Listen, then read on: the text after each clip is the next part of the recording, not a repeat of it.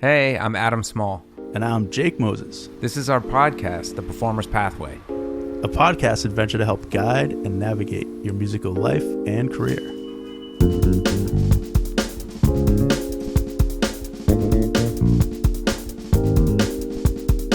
As a prelude to every episode, we'd like to remind our listeners that this podcast is about the other side of the musical coin. One side, which you see at our website, mymusicmasterclass.com, is what to do in the practice room. But the other side is how to maximize your talent and skills in the real world, and that's what this podcast is about. Also, if you have a few extra seconds to spare, which is technically only 3 beats at 60 BPM, please subscribe to our show on your podcast app of choice and rate us 5 stars. And don't forget to leave a comment. Your support will help us expand our audience and create new episodes. And lastly, word of mouth is always super helpful. So if you like what you hear, please tell the world. Before we get started here, I want to mention our guidebook/workbook called The Motivated Musician. It's geared towards serious musicians, and it offers challenges, exercises, professional advice, and more to help keep your musical life and career on track.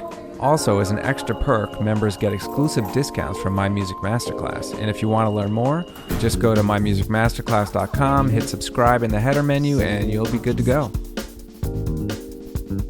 All right, we are super psyched, as usual, to have a really cool guest here, which we always do. But this is a guy I've known for a long time. And I think that I've known him before I was 21, which was a long time ago. And we all looked a little different, I guess, probably. And we've grown since. But anyway, I am super happy to have Chris Buono, and he's a badass guitarist and educator. And it's just good to see someone that, you know, I haven't seen in a while. We're more gray than back then than you in your even pre-21. I'm gray. And I'm like, well, yeah, we're all gray here. That's for sure. And yeah, it was previous to 21 because I remember when you turned 21. That was like how many times did he turn 21 at different bars? I turned 21 and it hurt. Yeah. I remember that. It did. We weren't that crowd of people that we ran with were not typical. We're definitely not the bunch of guys who just went out to the bar, because most of us were usually performing in those bars. Yeah. But man, we did it right though. I do remember us doing it right because he was the young buck of the lot. So when he turned 21, we definitely did. We paid attention. I got tore up. Yeah, we put time into it. I used to play a bar like in Fall River, and they would serve us. We were so young. Like they would just quietly maybe throw a bunch of Coronas at the end of the bar, and it was like a 7-piece band, and like we jammed, so it was just like chaos. And we would just kind of make our way over, just grab as many beers as we could, bring them back, drink them. It was just one of those things. They totally got shut down, which I noticed years later. But yeah, I miss those like younger day gigs, man. Those were the fucking days. Yeah. So much excitement. So for history, Chris and I met in New Jersey when I was living there. I grew up in Jersey, as some of you know. And then I was at Manhattan School of Music for a year. I left. I went to live in New Brunswick, New Jersey, and just start my career there at first as a bass player. And I met Chris through high school friends of mine who were in this very good band that was, I was on the rise, and we won't get into what happened with that. But essentially I've known Chris. Chris was in some different bands in New Brunswick. We kind of were in that scene. And then I moved back to New York City.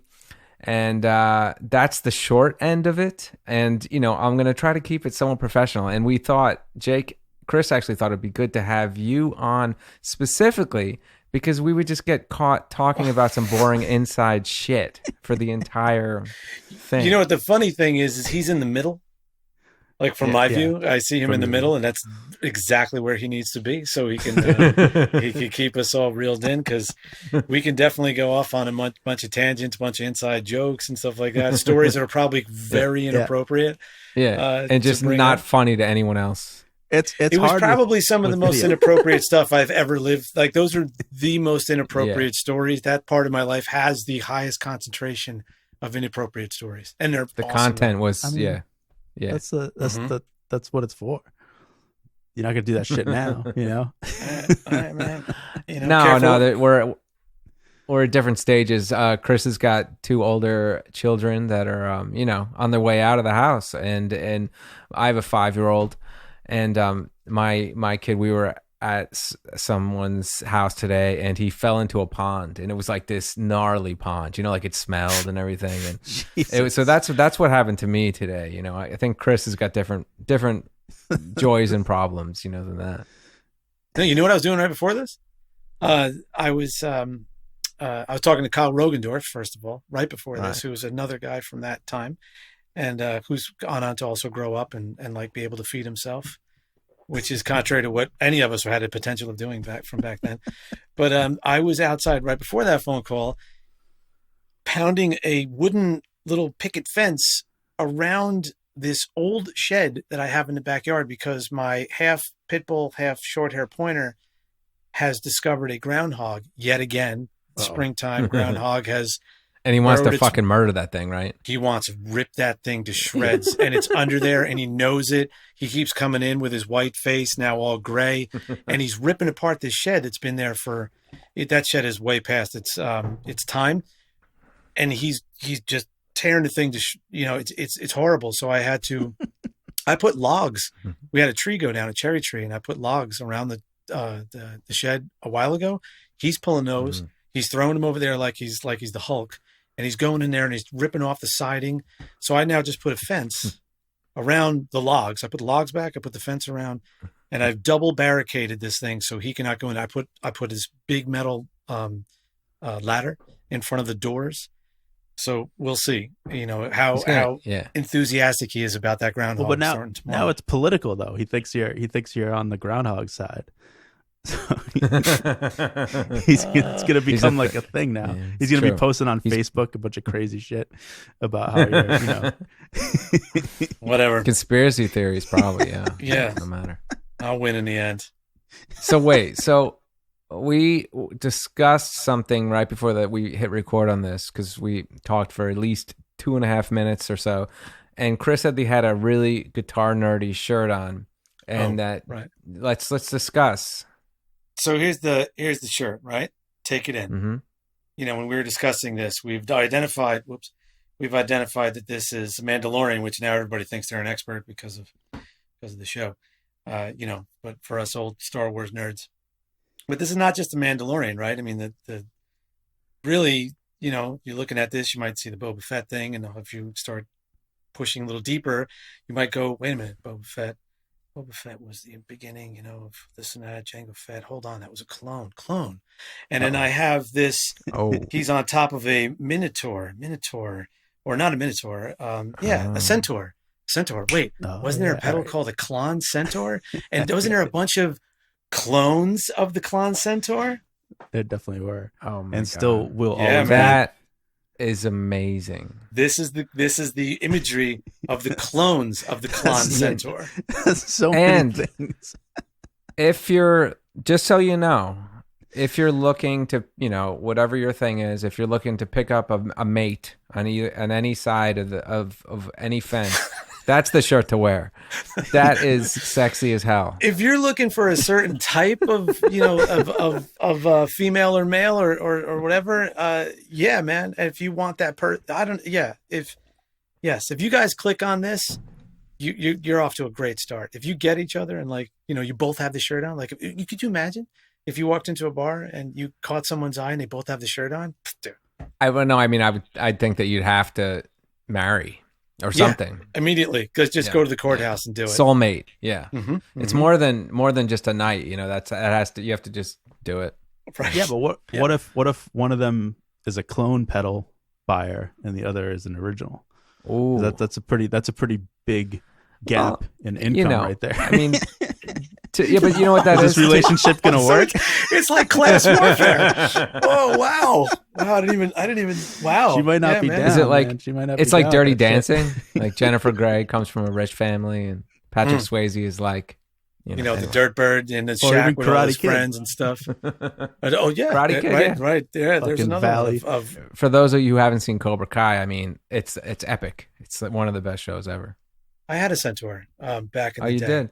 I did, and I thought it was so cool because I got it for like whatever, like 350, which was expensive back then. It was when I was first starting to play in New York, doing the sideman thing. And I remember I did a couple gigs with this Persian artist this is how I started playing with Carlock. And it was me, him, and Bill Foster. And I played a couple gigs. I was like, this thing sucks.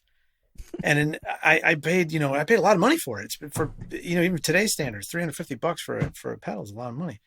And I ended up selling it for like $7. Like, what the? Nice. Yeah. I was like, woof, man, look at me. Man, I wish I held on to that thing. Yeah. That sounds like a Bitcoin. Because I'd be selling it today for, whatever, $3K. Yeah. So, yeah, well, you win some and you don't. Here's a serious question. What is your pedal count as of right now? What is your pedal count? I thought those were sneakers up there, and I was like, who the fuck is this guy? He's got sneakers. No, on this display. is like no. We know some people with Hot Wheels collections. Some people with this. Chris has got the most pedals. I don't know, more than a pedal factory. I don't know. That's absolutely not true. I don't have as many as you think I do, and I tell you, there's people out there. You have over 40. Probably. Okay, so the shelves we're looking at back there, the two furthest from me, those three slanted shelves are pretty packed. Yeah. And then the one over here, you can see one shelf that's mostly MIDI controllers. Oh, Jesus. And then the second shelf is pedals. And then the one you can't see, actually, dude, the one you can't see, that's a GR300 up there. So that's like the Matheny synth rig. That's fucking rare. Yeah. It is, but dude, that thing's rare. That shit's extremely rare. Does he know you have that? Because he'll fucking come after you. No, you know what? He does. So Carolyn will come after you, his tech. We were, I was at National Guitar Workshop a million years ago. And one of the summers I was there teaching, he came in as an artist, do his main thing. And actually that whole experience was awesome. First of all, he was late, not his fault, whatever. He walks in late and he walks in late enough that everybody's in the auditorium, like, everybody's students, faculty, and everybody was coming to see Matheny's. Like the whole place shut down to see Matheny. So he walks in late and, he literally just walked in from wherever he was coming from, traveling. Yeah. He was a little disheveled and stuff, though his hair he always looks disheveled. But very nicely, he said, I'm sorry. I apologize. I'm just walking in. Can you give me 15 minutes? Of course, everybody's like, yeah, dude, do whatever you want. Yeah. So then he comes out and he goes, look, I like to sit down and warm up before I do anything. So if you guys don't mind, can I just sit here and just play? I'm not going to talk to you. I'm just going to play. Yeah. Everybody was like, yes, go right ahead. So he sat. If it was nowadays, everyone would have their phone out and they'd just be like, oh yeah. You know what? Yeah. I used to put the Ixnay on that though, on the tour. Yeah. Oh, well, yeah. Jake was a tech for Pat. I used to have a laser pointer. And I'd stand on the side of the stage, and if people were like taking, I swear to God, my tour manager was like, "This is what you got to do, man." He's like, "You're stage left, right?" I'm like, "Yep." He's like, "Anytime you see a camera or a phone, just fucking get him with the laser pointer." I would do that the whole show, and it was like the best thing ever. Because he would politely always ask for people not to ever do that shit, and like nobody would care. Like especially in Europe, you would think it would be like better in Europe, awesome. But they're just like children. They just as soon as because it's like they hold the phone with the light in his face, you know. It's like if you're gonna take a picture or shoot a video, like shut your fucking flash off, But luckily this was pre that shit. This was nowhere. It was a time where that, it was before all that stuff. So he did his thing. He ended up playing those etudes that he, eventually put out with Hal Leonard stuff. Which this was the first time I'd ever heard this stuff because this was also kind of pre-internet. So it was my first impression of that stuff. So I was like, man, I wish somebody would record the audio if they got it on the board, because what he just played, I don't care if he got up and said, you know what, guys, I think we're good. I would have been like, yep. Just left. Absolutely. Yeah. It was so good what we did. But anyway, he gave this great clinic. And then afterwards, by that time I was, I'd been teaching there a while. So, the senior faculty can hang, and it was our job to take guys out to dinner and stuff like that. So after the show, I went up to him and introduced myself. I never met him before. Very nice guy. And I said, hey, we have a couple people in common. I was like, I play in Graham Haynes at the time. I was like, I play with Graham Haynes. I'm in his band, and he had done a record with Roy and for question and answer and stuff like that. And so we hit it off. And I was like, hey, look, man, so I've been trying to get a GR300. I've been, on eBay a lot and stuff. And he looked right at me and it just kind of changed his demeanor for a second. I knew he was kidding, but he goes, yeah, so do I. Okay. Well, so, any tips? He goes, no. And I'll tell you, if you're battling for one, it's probably me. And then he kind of went back to his Pat Metheny thing and stuff like that, nice guy from the West. He's like, Midwest or stuff. He's like, do not fuck with my gear. No, yeah. He made it clear that that GR300 that you think you're going to get ever, right. I will. Yeah. He's like, dude, I have 3 assistants. Yeah. He's like, I got 3 assistants scouring eBay at all hours. Right on. So yeah, the long-winded answer to your question is, yeah, he does know I have one or I was trying to get one at the time.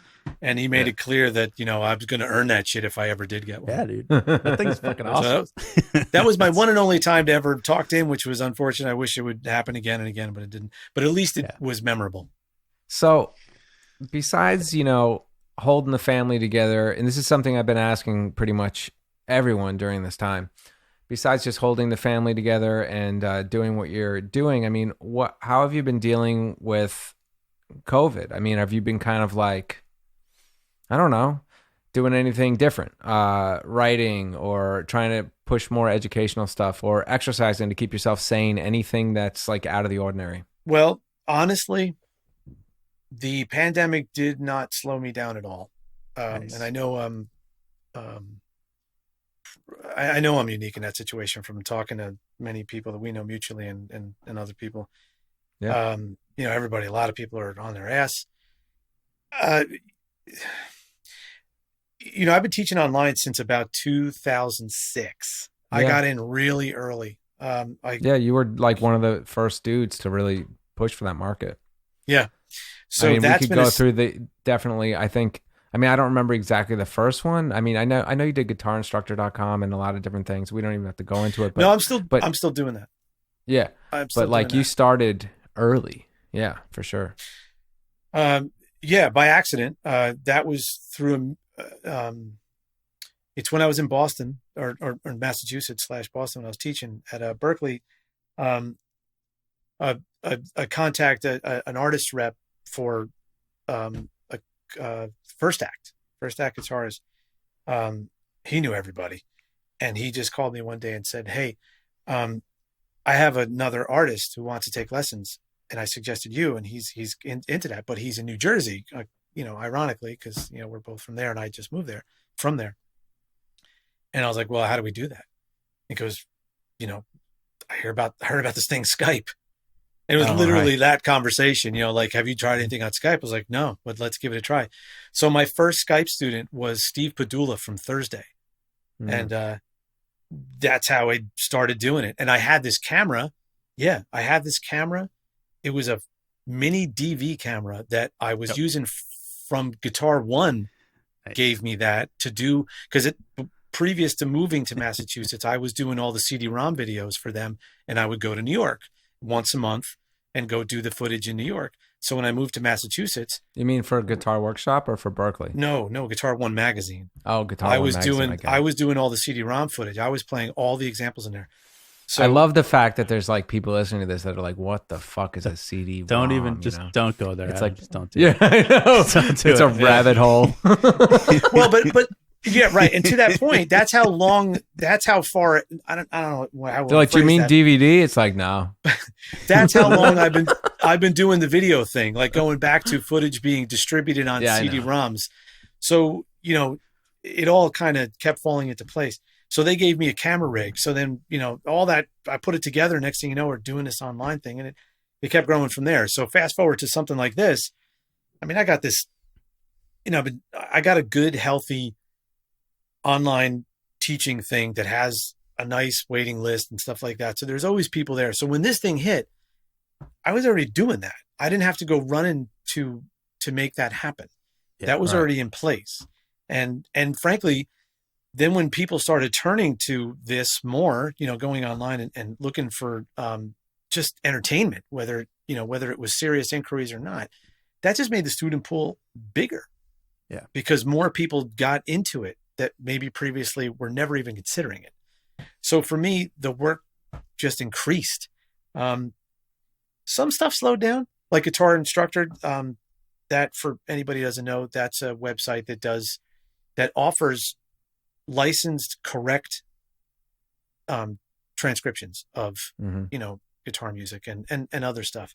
And it's Hal Leonard. GuitarInstructor.com is Hal Leonard. Oh, so all that stuff that you get in those books and this and that, all that real stuff, they offer it that way. And they also do full song lesson videos for the obvious stuff. Like it's not a surprise if you look at the stuff that we make videos for. Back in Black, You Really Got Me, Master of Puppets. And that slowed down a little bit, only because they were on lockdown and there was nobody in the offices. Guitar Player, because that's who I'm writing for now. That slowed down a little bit too, because again, also guys were remote, but also, revenue for print got weird, and that just made the magazine get skinnier. So they, I had a full schedule for the next 2 years, 2020, 21, and 22 already mapped out for my submissions. And once this hit last year, when lockdown first came in March, I got that email saying, "Hey man, we got to rethink this whole thing." Because, now we're going to be recycling content from the English magazines because they own Guitar Player. As well as Guitar World. They're all distributed, or the main publisher is Future Music, or Future Publishing. And so they're taking content and recycling English content into the American magazines, which makes less page opportunities for new content from the American writers. So meaning projects got, instead of being in the magazine 6 times with lessons, maybe I'll be in 4 times. So, so some things had little hiccups, but in general, I was fine. I was okay. My wife is in healthcare. She works in healthcare. She's not a doctor. She's actually in corporate, but healthcare didn't slow down. No. And again, her job got kind of busier because she's in fundraising. So, man, when the hospitals were not taking in revenue for the, what do you call that? When people go in elective surgeries. So when people were not going in for that and they weren't making their profit money, her office went through the roof to fundraise to make up the gap. So both of us kind of went into overdrive when this hit. Stop saying overdrive. People are going to start expecting other things. That's right. Yeah.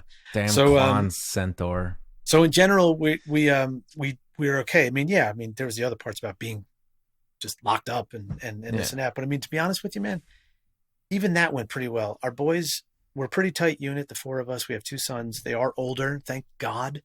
I can't imagine what it was like for you.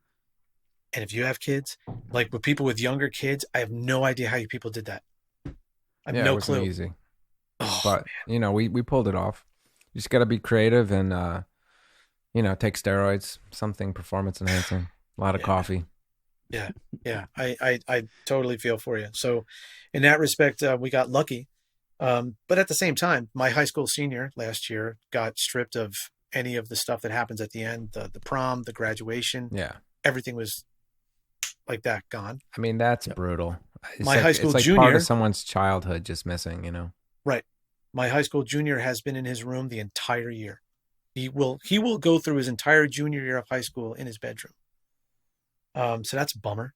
My college student, first year college student, has gone to college in his bedroom, has not stepped foot on a campus, which is a bummer.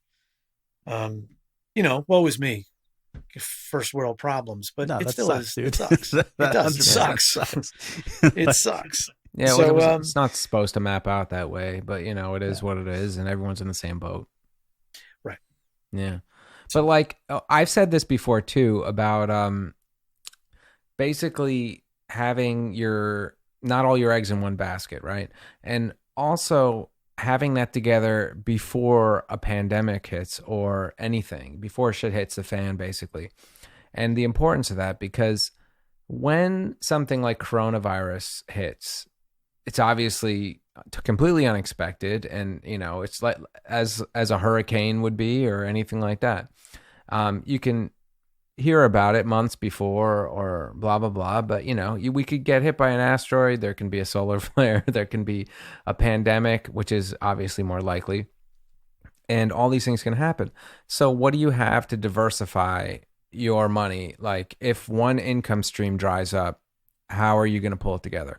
And what I always say is that if you haven't started that before something happens, you're basically battling against everyone that is trying to do the same thing. And some may have a bigger name than you in terms of being more famous.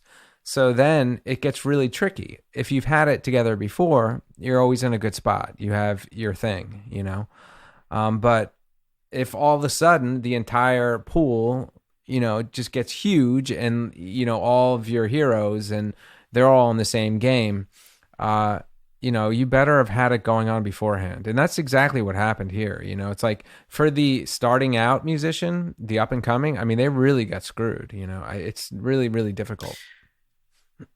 Yes and no, because look at it the other way. You got young kids who are jumping into it, or had to jump into it from scratch, whatever. They have an advantage over an older cat who has got a name and stuff like that, but that older guy doesn't have the technological savvy that a young kid does. True. I also look, man, for a while, and I don't know, it might even still be true. My sons have more followers on Instagram than I do. Just by being young and just network of people that you are like that large amount of kids that you're around and your teen years and stuff like that. It took me a while to catch up to them when I started paying attention to that, like actually working social media and starting to try to make that work for me. I would look at me like, what the come on. So it's hard to compete on Instagram. You just got to do your thing. Yeah. So, in some respects, younger guys, they didn't have the challenge that maybe you just described. They kind of were like built for this kind of, so where I've watched some, older guys, some who I had to kind of help a little bit, directly struggle. I mean, we all struggled, but that was one specific thing. Cause I've been part of True Fire now for, since 2008. So whatever that math is, 13 years.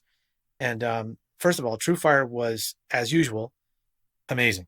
They just immediately went into plan of action mode, which they're very good at.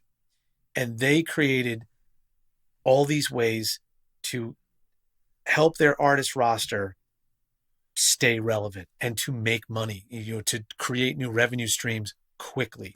They were doing live seminars with their artists, like closed ones, not ones to the public. They were doing these instructionals, definitely geared towards everybody, but really focusing on those older guys. Like, hey man, this is how you do this. Here's a camera. Here's the software you need. So they did that. They created tools, for people to use to broadcast themselves, whether they were streaming or creating stuff where they were adding content, doing like subscription based stuff. They went so far over the Call of Duty, which was great, and everybody benefited from it in different ways. But man, some guys really struggled with it to get it going on. And it's just not their bag. And they never had to think about this stuff because, like you just said, they have these established careers. I don't need to go and hustle followers on Instagram because, first of all, they were coming to them naturally anyway. But these guys weren't in the mode of working that stuff. They weren't doing those activities. They didn't have any sort of workflow with those tasks. They already did that. And all of a sudden they needed it. They did it in the clubs. Yeah. Right. Like fuck followers. The old fashioned way. You'd see them in the club. Oh wow, we have no followers. There's nobody in the club. Right, and then, fast forward 2 months later, you got fucking 15 people in there. You got 30 people in there. Like that hurts to go through. And it makes you question your musicianship. Yeah. When you're going through those years, like that's tough, man. That's I don't know. I just had to say that because that's. No, you're right. It's the thing is, some of the older cats that you mentioned, I mean, of course they do have the disadvantage of not having to do it. Like I remember talking to Mike Stern and he was like, yeah, I've got a cell phone, but like I never keep it on. So everyone's like, what's the point of having a cell phone? I just, I just do it for emergencies, but people try to call me on it. And, of course I get it. but at the same time, like if Mike or if George Benson or I mean, name your big name guitarists like came out there, or like Pat Metheny or someone like that. I mean, Pat could hire someone to do it, of course, but said that I'm going to start giving Skype lessons. It would take about 2 minutes, or if someone like that just even got onto Instagram. I don't know if Pat has people doing that for him or what, but like Mike, for instance, I'm pretty sure he doesn't have an Instagram page. If he just went on and started doing things because of his name, he could just announce he was teaching and get some students. So it's helpful. It is one of those things that's just built in, you know what I mean? And usually you could get a younger kid to help you because of who you are, hopefully, or because you're a nice guy. At least set you up with a Logitech webcam or a Razer like I have. I mean, I'm not using my Razer here. I'm using a legit mirrorless cam, but those things look and sound good enough, and you can make some money if you need to. But you're right. I mean, you can do it, but the traffic, the noise is so much now. Like for instance, back in the day, right? Like when you released a record, it was only around several other releases. I mean, there was always enough stuff being released, but it wasn't like a million a day or something. I just wrote this article and it was like 10,000 videos uploaded every second in YouTube or something. I mean, it was some crazy math. And it's true. There's a lot of competition. So you got to stand out. So like I know it's different when you started than it is now, but like what helped you find your voice? It seems like you kind of found your niche early on and you morphed it over time, but you were able to kind of stay true to like what your brand was going to be. And I think that's something that helped you, right? Yeah, but honestly, it was by accident or right. Not by accident. I kind of just kept going with what was coming at me. And a lot of right place at the right time. And luckily having the skill set, when they always say, hey, say no and say yes and figure it out later. I was the king of that. And I got lucky with not screwing that up that much. Did that ever give you crazy anxiety though? Like, do you ever struggle with shit like that? Yeah, it did. You see this shit, man? Yeah. Yeah. So you just go honestly, for it. You kick down those doors and just say, fuck it. I'll just deal with it and I'll learn it. I remember one of those particular moments. I was at NAMM. M Audio had brought me in as an artist to do demo work. And I was on break. I was walking up to one of my people at M Audio that was my contact for whatever.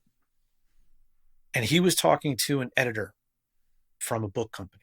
And they were having this conversation about, I was there to present something called M-Powered Pro Tools.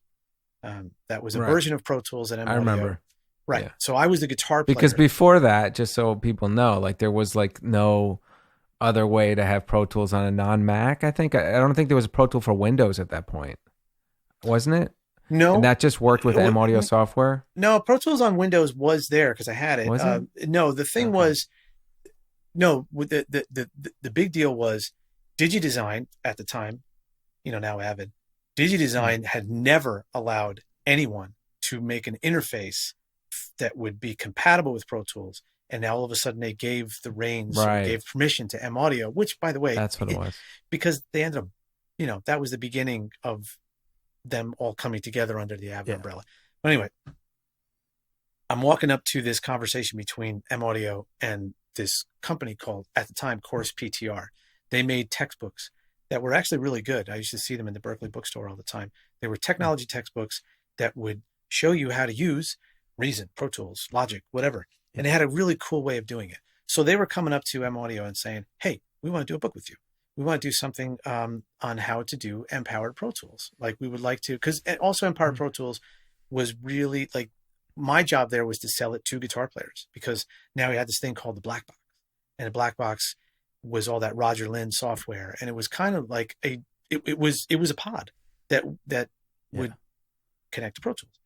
So I'm walking up to this conversation. These guys are having this conversation. And literally the editor goes, well, who would you get to write it? Steve from M Audio. Dude just went, he can do it. I walk right up and dude, I barely, because first of all, I was already on a gig, Yep. on a say yes and figure it out later. I kind of knew Pro Tools and I really hustled to get it to know it well enough to do this gig. And here I come walking into this. Now I already written 1 or 2 books, like, yeah, sure. And this and that.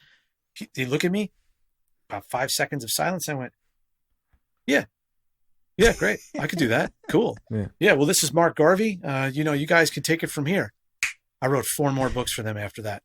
That's awesome. I wrote that book and 3 books after that. I worked with that company until they went out of business. You were probably thorough as fuck, and they were probably so impressed, and like that gave you more confidence. The next one and the next one. Maybe, man. I don't think so. I think it was because there wasn't really anything to even gauge that. Steve was just like that kind of guy. Steve was like, the kind of guy that just, hey man, you want to get in the car and let's go to Vegas now? That's awesome. We're in Arkansas though. So, he was like that kind of dude. And he just threw it at me and I took it and right place, right time. And that book almost killed me. Yeah. Because I was really flying by the seat of my pants, doing the research and stuff like that. That was over 500 pages of information that I had to write and stuff like that. And it was trial by fire. Manual. There was, yeah, man. Oh, wait. That's crazy, man. Fuck. Go ahead. Bring it out. Let's see this thing. Don't hurt your back lifting it. Oh, that's beautiful, man. Shit. That's a lot of pages. That's nice, though. That's my hand. Yeah. I don't know who this dude is. But it's not you. Yeah. What the heck, man? So, yeah, I mean, just looking at the size of that thing, that's what that book was all about, man. That was tough. I just always love, people, because people think, when they meet someone like you or something, that nothing's ever been a struggle.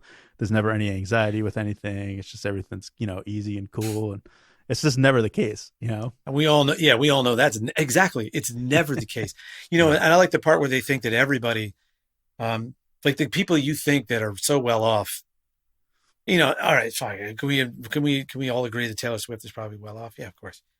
Probably. Yeah, of course. Yeah. But a lot of people you think are like that, you think that they're not. They're maybe doing well. Maybe they're not doing so well. Maybe they're totally destitute, but everybody just automatically assumes, oh, if you're this guy, you got to be, sitting pretty. That's not really the truth. A lot of times. They always, more than knowing or thinking that you're a nice person, they always seem to think that you're loaded. Like, oh man, I saw you at the 55 bar every week. You're loaded. It's like, do you know how much the 55 bar pays? Right, exactly, man. And no offense to them, they're a small joint and they do the best they can. It's not. It's like just a reality that people aren't aware of. That's all. Yeah, there's no dig on anybody in that situation. It is what it is. But it is what it is. But people don't know what that is on the big thing. Like, man, I mean, you played the 55. Yes, there's certain things like people know. Like I think that. Maybe Omar Hakim got like $1 million to play with Madonna's Girly Tour or things, or maybe Victor did too. I'm not sure. Things like that. There are certain notable things where people got a lot of money. You'd assume that Steve Gadd has a lot of money,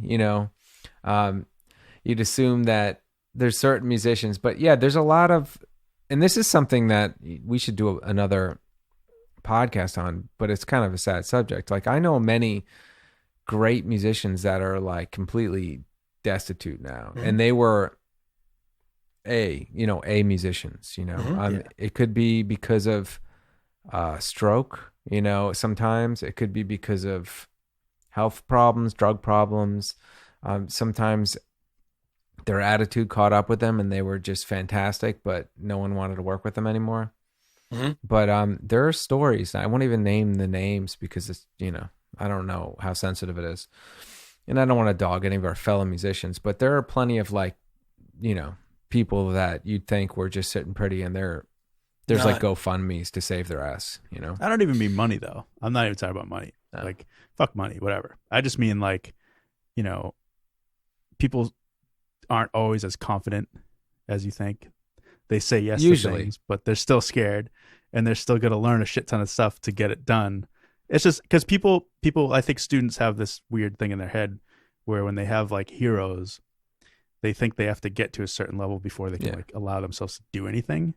And it's like, no, man, like they don't always have it all figured out when they put that record out. They don't have it all figured out when they go most sit of in the with time Chip, they don't. like most whatever. Right. Most of the time they don't. Yeah. Most of the time they're just as human as you. You have the same fears, the same inhibitions, the same little voice in their head going, "You suck," you know, and how could you put this out? It's not ready. Yeah, it's a lot of it. We're all human. Yeah.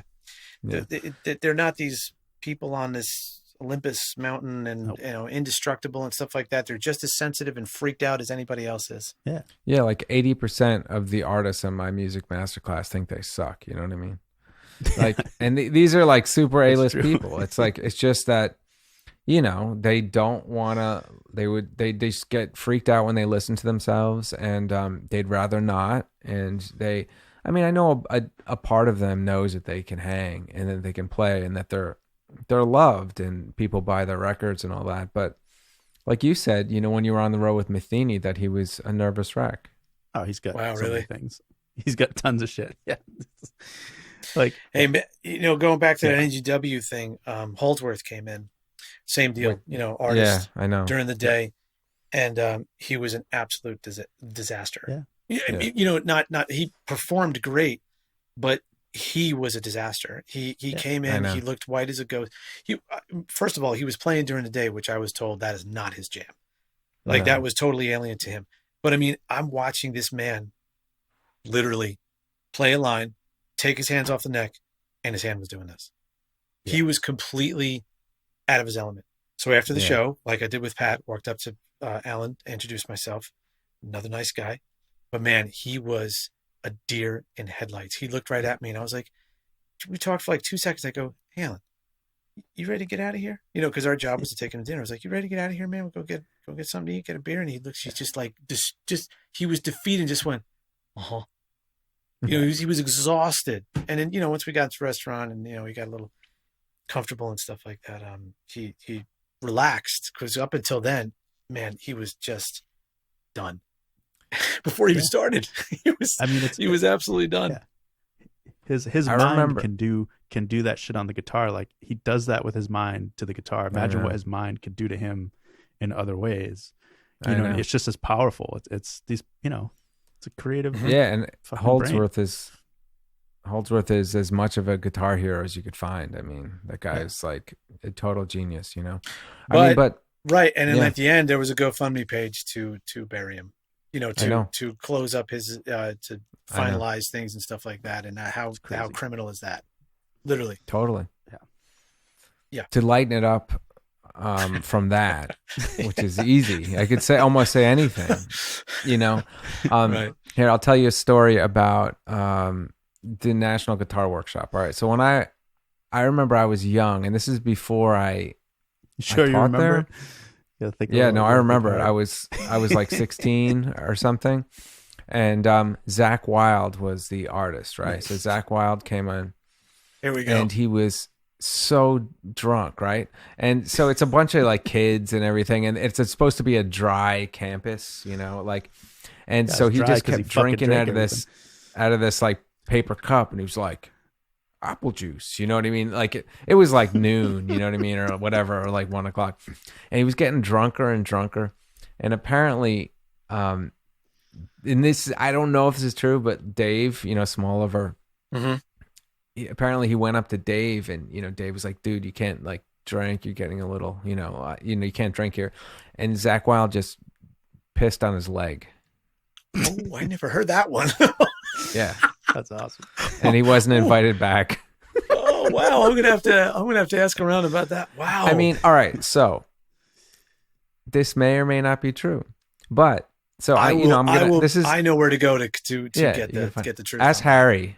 Harry would know.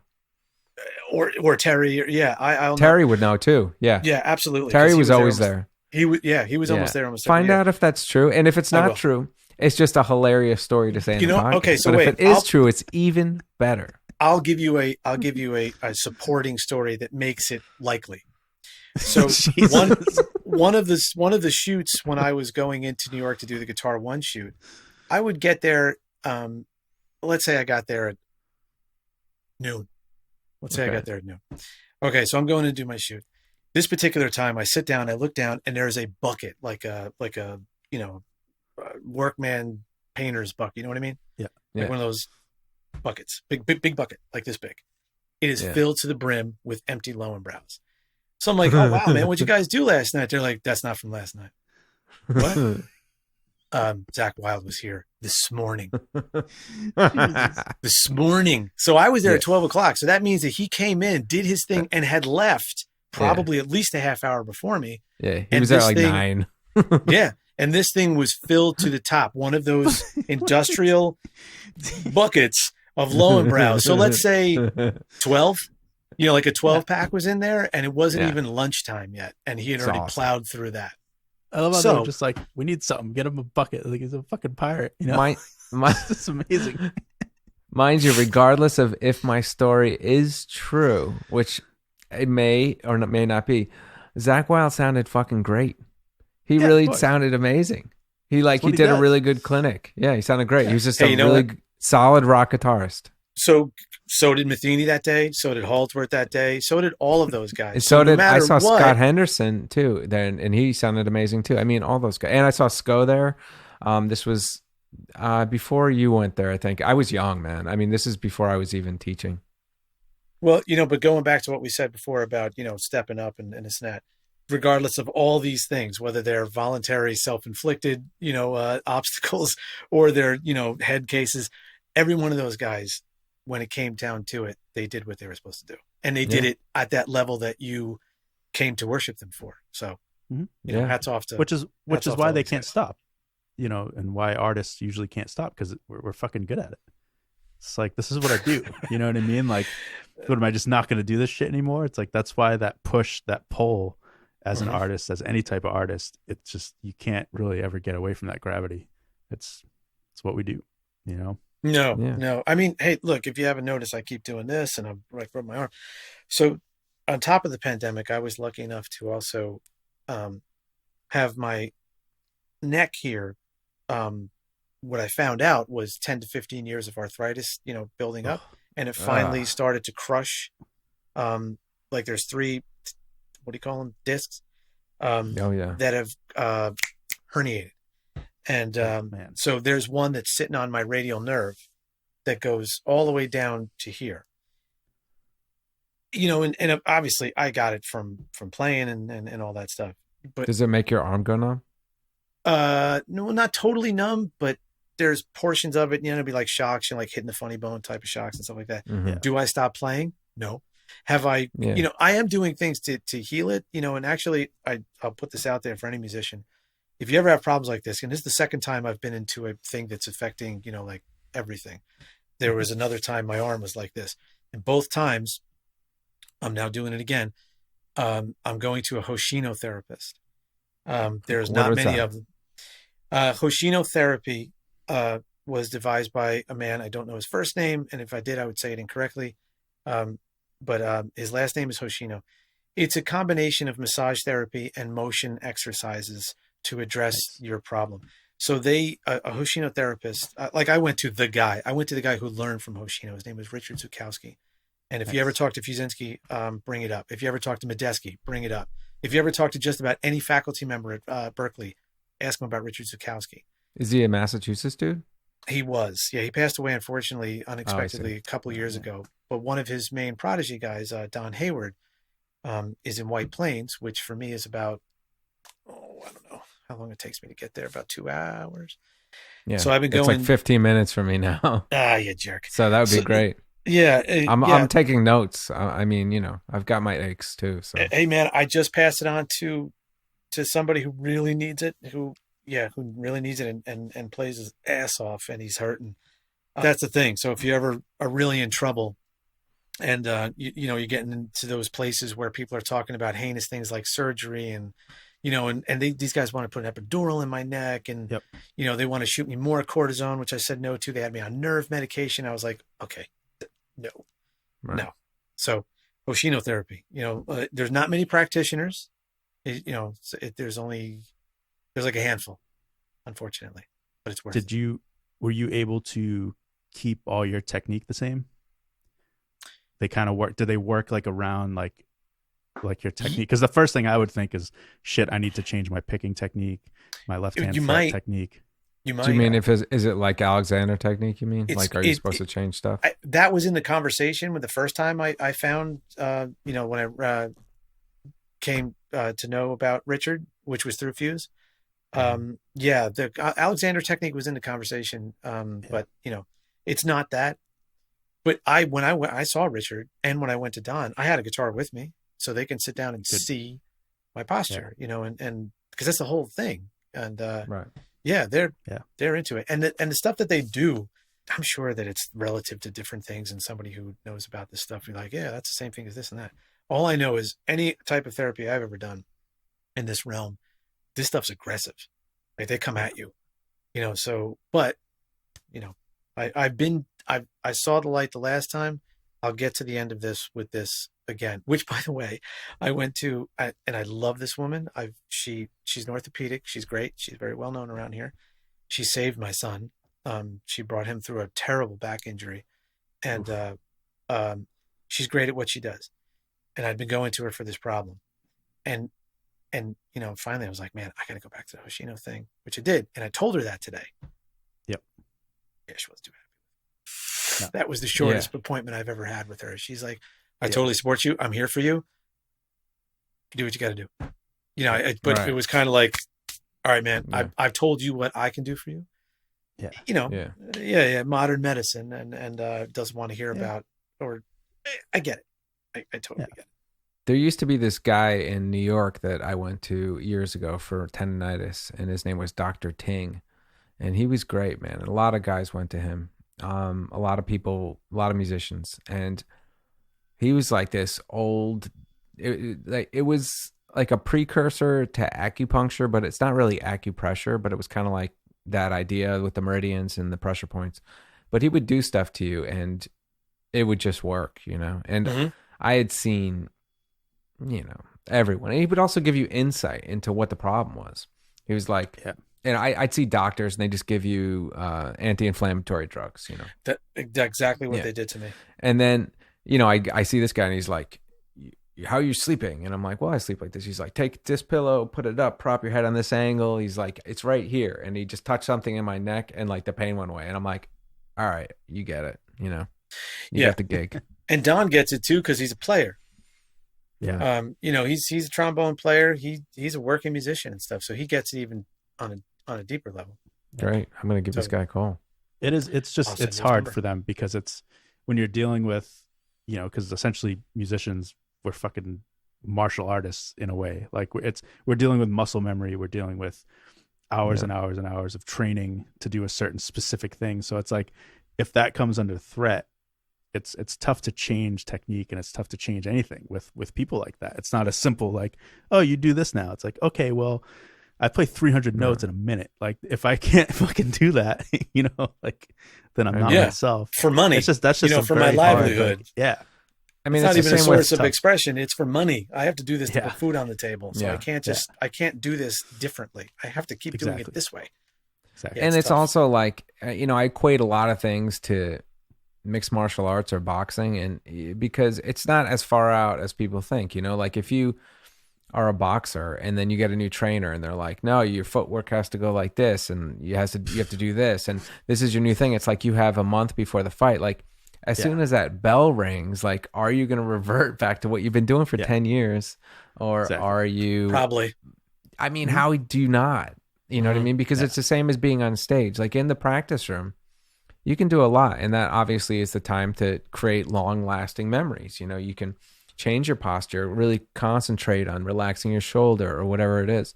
But as soon as you get on stage, you just have to play. If you're thinking about that, you're going to have a shit night, Oh yeah. Yeah. As soon as you start thinking, it's over. So you got to shed that stuff to the point where it's thoughtless. Yeah. And that's not an easy transition. That takes a long time. Yeah. I don't think it's like easy or hard. It's just like, there's no way to not have it take long.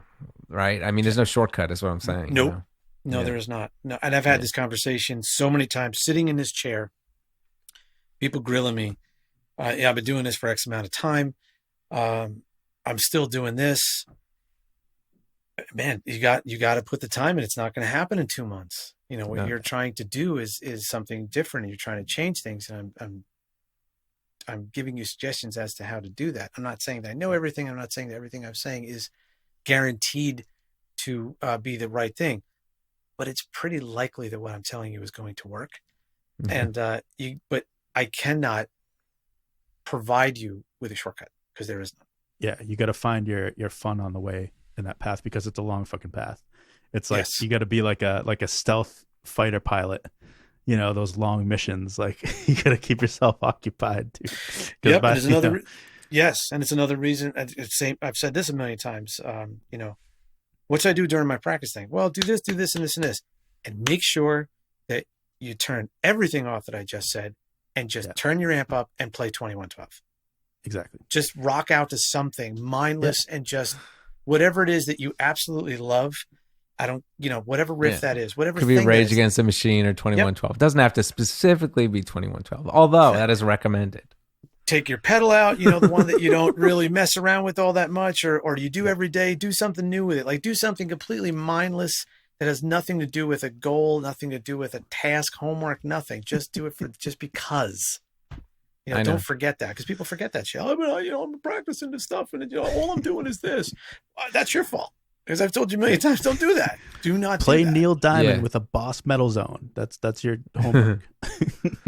I mean, speaking about, Boss is now reissuing the Boss heavy metal pedal, not the metal. Oh man, they're putting out isn't it yellow? It's black with yellow. Right, I remember that tops and knobs. Yeah, I had one. I rocked one for. You know what? I had that going into that house and moving into Woodbridge. I remember that thing. I was coming off of my childhood pedal board, and that was part of it. And moved on from that stage. But yeah, man, they're putting that shit out like as if like it's a good thing. Yeah, we're reissuing the heavy metal pedal. Isn't this great? What? No. It's like it is retro. But so was a Pinto, and no one's like reissuing Pintos. Right, yeah. And by the way, person who decided that Hummer is now going to be an EV, bad idea. Oh, really? Yeah. Hummer is no longer defunct. It's coming back, but it's only EV. It's an EV Hummer. Yeah, let's see. Yeah, Ashton Kutcher's going to have one, guaranteed. So it's going to be like the biggest. That shit. It's going to be like, I think they're going for this demographic that's like the people that really don't want electric cars, but they would get a Hummer, it's really manly and beefy, Okay, cool. We're about to see the 21st century's first Etzel is on its way. Here we go. Bring it on. It's the toxic masculinity of modern electric cars. Mm-hmm. The Hummer. Those things don't even fit on roads. Nope. Still laugh at them every time I see them. They're so wide. Yeah. They're ridiculous. It's so obnoxious. Yeah. I know. Sorry, if anyone that watches this or listens to us has a Hummer, it's a great car. Come on. It's a great car. The disclaimer. Can't we just leave it there? Your truck's stupid. Don't drive that. Do something else. That's it. That's it. I mean, if you're storming if you're storming Fallujah and you have like a real Hummer and you're deflating your tires so you can get out of some mud or something, then that's good. I think those use gas. Yeah. Yeah, but those are Humvees, right? Isn't that a Humvee? Yeah, I guess so. Yeah. Exactly. Right. So that's not a Hummer. That's a Humvee. That's not Hummer. Yeah. No, those have like legitimate like armor and stuff. And when I see those, I'm always like, check that out. If you that's get awesome. that, if like you're in the middle of a desert and you're like jumping stuff, like that's the vehicle you want to be in. So down the road from the other house we were living in, not far from here, our pre-Sandy house, there was a guy down the road who had a Hummer, and he had he put it on a lift. He lifted that thing that you already have to climb into. He lifted it like a foot. Yeah, because the Hummer, if we've established, it weighs like 5 tons or something. Like I don't even know. But I can't just it was high, like beyond laughing high. Like it was perplexing high. Like you look at it, like I don't even know what to do with that. Like what the. Like Hot Wheels wouldn't even do this. You have to high jump into it. He made like a monster Hummer. Yeah. Yes. That's exactly what he did. See, I would rather just do something that it was a little bit like oxymoron-ish, like a Volkswagen Beetle monster car. You know what I mean? Like I think that it's like the light and the dark of it. You know what I mean? What was Gravedigger? Or like a Ford Focus, like a Ford Focus, like a normal. I think Gravedigger's like a legit truck, right? I mean, I know, but sense. was it it kind of looked like a Beetle? Wasn't there a Beetle one? I'm sure, man. Oh, right. But yeah, that's not Gravedigger. Gravedigger is like a pickup truck. It was a pickup. All right. I gotta look this shit up. It's been too long. Chris used to drive monster trucks before this, so he knows a lot about it. I didn't, but I did just sell. That's a lie. I did just sell. I had a 1972 International Scout up until about a month ago. I got it when I turned 40. It was my midlife crisis car, and I was looking at it. Fine. Had one. I didn't have one when I was a kid. I used to drive around in one when I was a kid. That's where I first started doing acid. I never said that, and I just, man. That time Jake did a lot of acid too, by the way. So. Well, and actually, in the Woodbridge house was the last time I did, because were you there that night? I completely lost my mind. I think I was. There was a big party. I remember it, and I had to be like babysat. Like people had to monitor me. I went to that. You were in the right house. There was a lot of experience with drugs in that house. Yeah, a bit.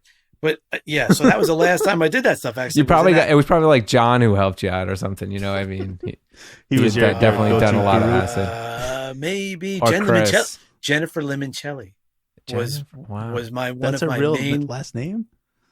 Limoncelli, yes. Yeah, that's pretty awesome. cool. Limoncelli. Oh, she's not Italian though. No, of course. No, she's not, and she doesn't go by that anymore. She goes by Star Child. Star Child. That's awesome. That's fucking dude, you don't know where she went off to? I don't know if she still does it, but Jesus. At one point, Jen. Is it a commune? No. I don't know.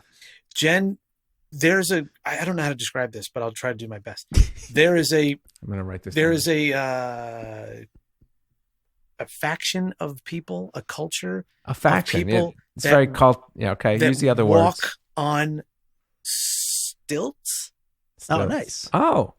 Sounds like all the circus time. Performers. She's always on these. I don't know what else to call them. But in a performance setting or like in real life? I think that it was like her jam, like her lifestyle. Besides doing it as a performance, as a means of art and expression and probably income, I think that was like what she did all the time. And I've heard that sex on stilts is unbelievable, Yeah, sure. So that's where Jen went. She became Star Child, and that's the last I heard of her, which is great, man. Also, that's awesome. That's a cool name. Yeah. A cool name for it. You're closer to the Star Child. Yeah, man. Yeah, absolutely. I mean, Bootsy would have dug that too, Totally. Yeah. So maybe she's Mrs. Collins at this point. Man, I would respect that. That's cool, man. Yeah, totally. Man, imagine, and the funniest thing is like you having that moment where maybe she talked you down and you're having this acid trip. You couldn't even come up with that in your most tripping brain. What? Oh, Star Child and the stilts? The stilt thing. No, that's true. In 15 years or whatever, you're going to be on stilts all the time. Yeah, not a chance. It's like you're really high right now. You just got to calm down. Yeah. Yeah, that was a night. Man, that was So you know what? Thinking about that too, maybe it wasn't that party, but it could have been. I remember one of my students at the time, maybe I shouldn't say this. So considering where he is today and what he does, he's fine. I'll give you we won't say his name. I'll give you the rated G version of it. That particular student had come up to those parties and had a particularly good time and experienced lots of great things. Mm-hmm. What he does today, it's like the typical story. Like, the people who you think are going to be like, if you saw this kid back then, you think like, oh, fuck up. He's going to be this or that. That kid today, that man, that adult, that person, father of 2 kids and stuff like that, that dude is head of the department that makes sure that Twitter doesn't break. That's his job. He basically cool. is the caretaker of Twitter. That's a pretty high fucking and he was running around too. that house, just being a kid and, being that kid that's got to sneak in because his teacher, was made opportunities available for him to hang with the older guys and stuff like that. And you know what? Another one that used to come up and see us is a 4-time Grammy winner in a band called Snarky Puppy. I know. Bob's doing great. Yeah. Yeah. So these are kids that would run around in that house and stuff like that and experience things in their high school. You got to make a record called like Woodbridge and fucking get some of these cats on there. and Man, then I'm get telling it you. Well, like dude, specialized blast on Twitter. it was technically Sea Warren, but if you look at it, it says Sewerin. There's it's like it's SEWAREN, right? It says, yeah, right. We pronounce the C Warren correctly, but it's Sewerin. Yeah, it's Yeah. sewer in. You're in the Yeah. sewer, pal. That's awesome. Were you there? Oh, you weren't. Going back to another guy who does well for himself, Harvey Valdez, who, God, what is he? Which play does he do? He's on. He was doing pit band stuff. He was in a good one. Damn, I'll have to ask him. But anyway, Harvey What's was a his student of mine. instrument? Guitar. Guitar. Yeah, I'm a one-trick pony. So, and I only talk Nice. guitar. I only play the guitar. I don't know how to do anything else. So, Harvey was a student of mine at the time, and we were doing a lesson at the house. His parents lived in Edison, or somewhere close. And man, we're sitting there, and that house was like a fairly large house made of brick. Like this was a old style construction house, like plaster walls and stuff like that. We're in this basement that was like a bunker type of thing.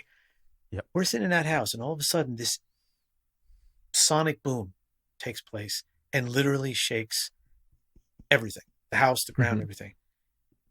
Man, we just looked at each other. We got up, we ran upstairs, we ran out to the door.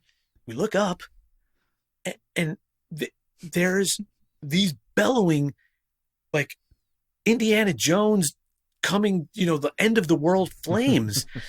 So Sea Warren, if anybody who's in New Jersey knows exactly what I'm talking about. If you go over the Outer Bridge crossing going into Staten Island and you look left or right, but look left, there's all those big white tankers. It's just tanks. oil fields. Right. Exactly. One of those got struck by lightning. Oh, shit. Jeez, yeah. During the day. Wow. And I that do shit not remember that. went up. That blew up That's like crazy. An atom bomb had hit Sewerin.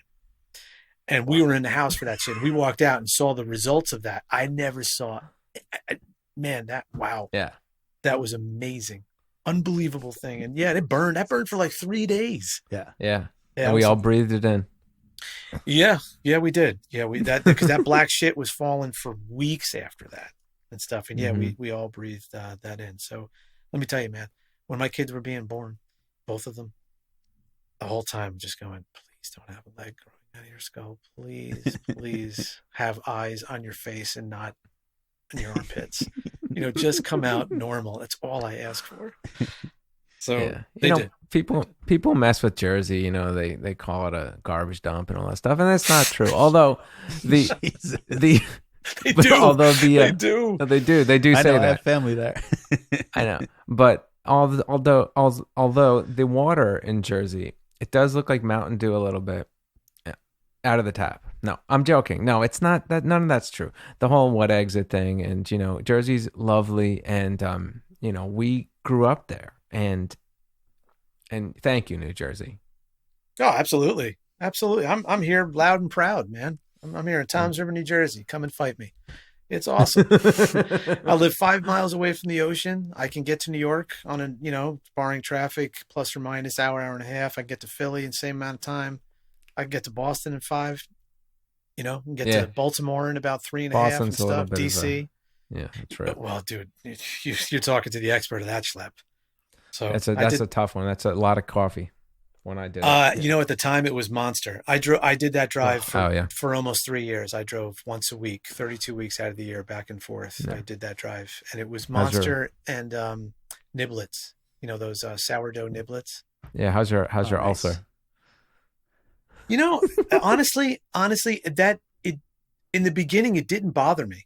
I first of all, I was just psyched to be there. You were young. Yeah, that was a while ago. I wasn't young, but I was young. I was 30. Yeah, you were like 30, maybe. I was I started in 2003, so I was 31 years old when I got that job. And so I was relatively young. I mean, I tell you what, when I sat in faculty meetings, I was young. I was me and Tim Miller. Sure. Me and Tim Miller were like children. Yeah, Tim's about the same age, I think. Yeah. We always used to joke about that. We were like the kids of that faculty. I mean, I was sitting in there with guys like John Damian and Mick Goodrick and Brett Wilmot, stuff like that. That's right. Mick was still there. Yeah. Yeah, Mick. He was. One of Mick's duties was to do this thing called faculty development. So, you, as a new faculty member, and I got to do this, you had to basically study with Mick for a semester, and the school, set that up and did that. Which shouldn't be like something that you have to fight, like not wanting to do. I mean, who would not want to study with Mick? He's a fucking legend. Right, Yeah. right. So when I found out about this, I was more than excited. But even better is, first of all, Mick's a great hang. And half the time we would walk in, and he would, when I first came in, he explained to me what's going to happen. And one of the things that was going to happen in this semester was, I'm going to take you out to lunch every once in a while, and I'm going to show you how to eat, because if you don't, have a good meal, you're going to die here. These days are long and stuff, and you've got to know how to eat. You got to know where to go. So every couple of weeks, I would go out to lunch with Mick Goodrick and just shoot the shit over these great meals and stuff like that. And he would take me to these spots that, frankly, I would have never found them. Yeah. He was an insider. Awesome. Yeah. No, they would be like in these, like one of them was inside, like in the nook and cranny of this museum that was on Mass Ave, and another one was this wood fire thing that, like, I walked by it a million times, never knew it was there, but Mick hung a left one day and was like, "Yeah, we're going in here." So, aside from learning stuff from him, which was surreal, like, dude, this is the guy who wrote The Advancing Guitarist. I know, and he's my guitar teacher this semester. Yeah, it was great. He was something else. There was a lot of like great New England educators. I mean, he was a great one. Charlie Banakis. Obviously, we still have Berganzi with us, who's in perfect shape and form and sounds as good as ever. Mm-hmm. Damien, Alan Chase. Totally. It's amazing, man. A lot of Garzone. Garzone he's insane. He is crazy.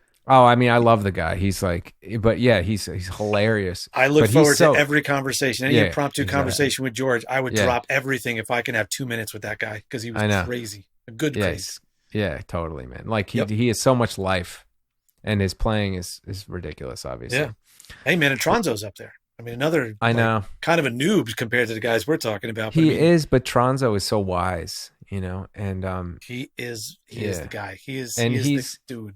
Yeah. Yeah. I mean, and the thing is, if anyone wants to talk about like creating your own voice in this crowded element that we're in, I mean, Tronzo has really done that. If nothing else, I mean, well, not with nothing else. I mean, the guy, he's amazing at what he's done, but like he's really just done something different. I mean, you hear David Tronzo and like there's no one that sounds like him, and that's very hard to do.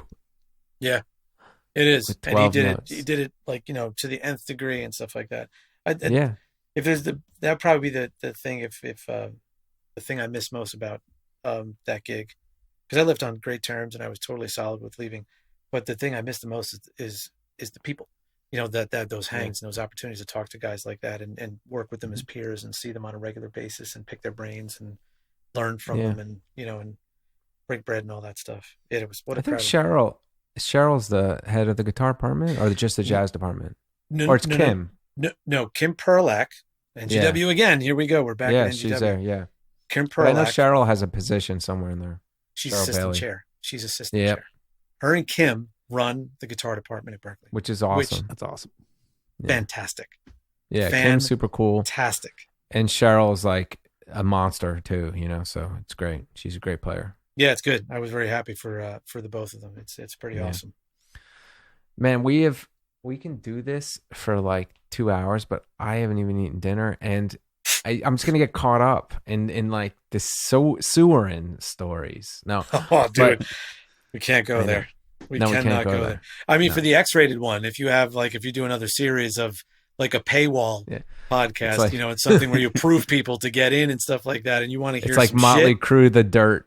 Yeah. Like all the times we didn't mention names, you want to do those podcasts. We can start doing the Sea Warren stories among other things. I'll just leave you with. Do you remember the Shivas story? Oh God, I do. Wait, I think I do. Stop. Yeah. All right. Good. Stop. Stop right there. See, that's some stuff.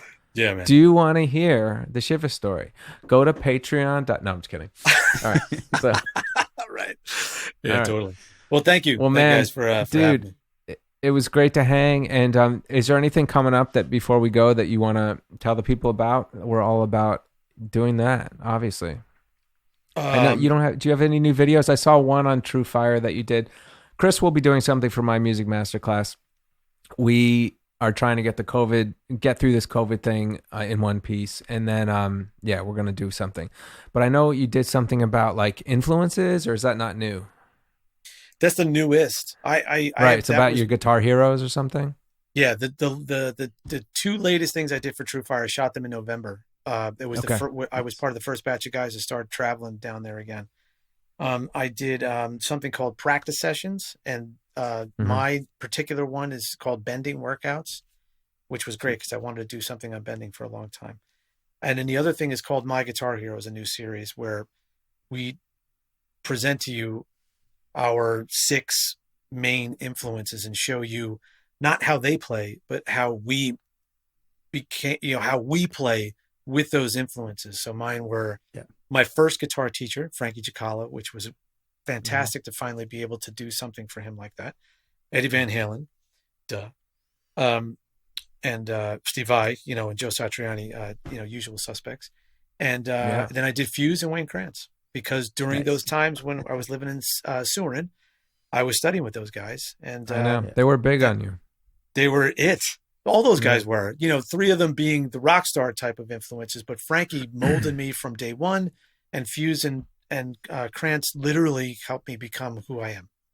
Yeah. So it was very good to put that out. So those are my 2 latest. I am going to shoot 2 new ones, or actually, I don't know how many, but I'm shooting new courses in June in a new location. True Fire has now a studio in New Jersey. Nice. Another artist named Angus. Florida, it's good. Right? I mean, it's down in St. Petersburg, which I'd love to go down to. But they're going to try to, for obvious reasons, get some satellite locations that can do footage at that level. So another artist, a True Fire guy, Trans-Siberian Orchestra guy, Angus Clark, is the guy that's going to be doing the shooting, which is fun. Angus is a good hang. We used to do some gigs together in New York, so it'll be good to see him in real time. I'm still writing for Guitar Player. I got a couple coming out, that are already in the can. I got an article on Vai's rhythm techniques on Passion and Warfare. I have an article on Krantz, actually. I just did something on his use of open strings. Was that it? Well, that would be a big one. And then whatever I did was a bear. That was really hard to do. What else? I know you did one on Vic too. I did. That was a while back. I did. As soon as when Vic passed, I was working on the John Frusciante article that eventually just came out. Right. But I called up the editor, who also, he had Vic had a great history with all those guys.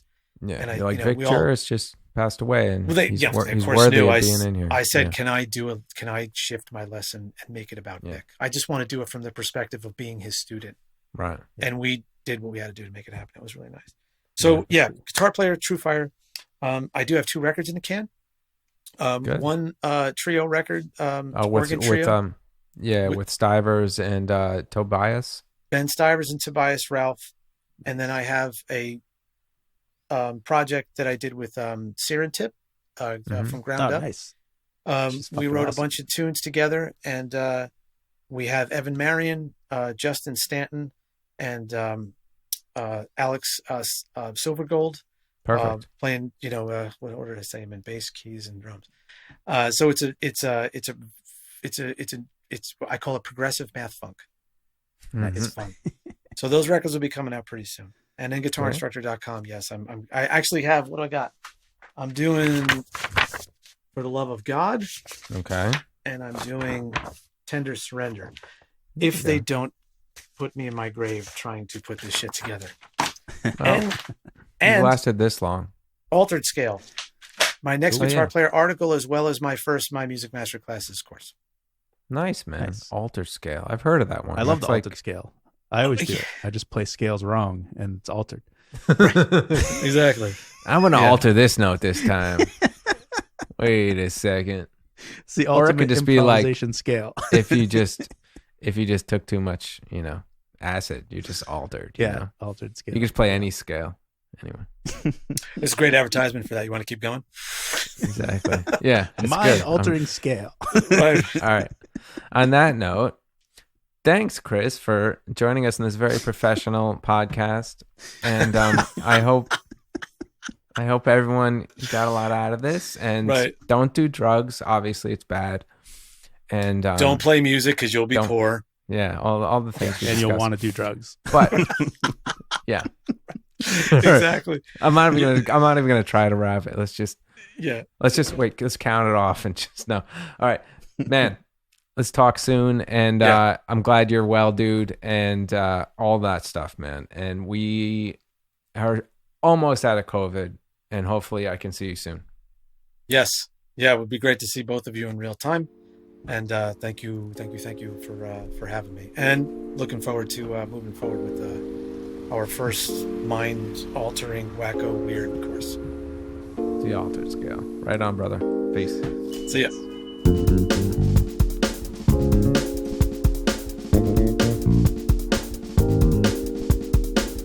Questions, comments, episode ideas, hate mail? You can get in touch with us by contact form, email, or voicemail, all of which are available at our website, theperformerspathway.com. If one of your questions or topics makes it into the podcast, with your consent, of course, you'll receive a shiny new $10 gift card for use at mymusicmasterclass.com. That's our sister website, which contains over 600 original educational videos from your musical heroes, so we look forward to hearing from you.